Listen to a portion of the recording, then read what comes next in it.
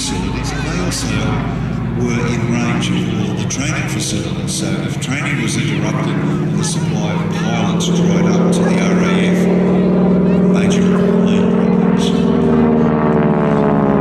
So the then Empire countries, now known as the Commonwealth countries, had Australia, New Zealand, South Africa, Rhodesia, Canada, even Singapore supplied some pilots before it was overrun by the Japanese. 131,000 pilots came out of that scheme supplying the pilots of the RAF, and this was the major contributor to advanced flight training, as it was also for the United States Navy and United States Army Air Force. Now, the Harvard is described as thrilling but challenging to fly. It was designed to be intentionally levers, instruments, hydraulic controls that require constant pilot management. And there are also no mod cons to assist Dave. The T-6C lacks any kind of automatic systems. It's really heavy on the controls and very similar to driving your car with no power steering.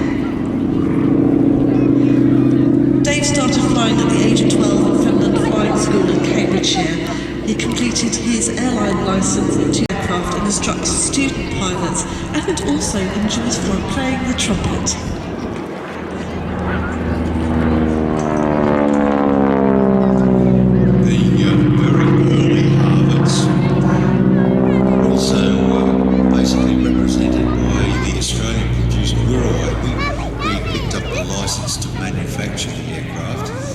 Originally, in its original form, it had rounded wing tips, a major problem of the early Harvards.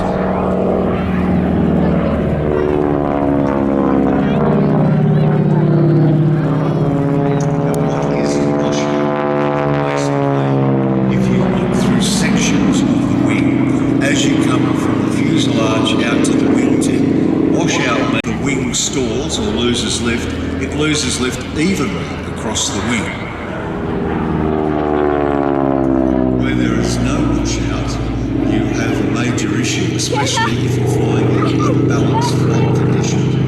What happens is the wingtip will stall rather than the rest of the wing, and the wingtip will drop rather rapidly. Very disconcerting. You can end up inverted in a circuit pattern low to the ground. Those who flew the Wirraway certainly had a better flying experience than the Harvard, but at great risk. Any slight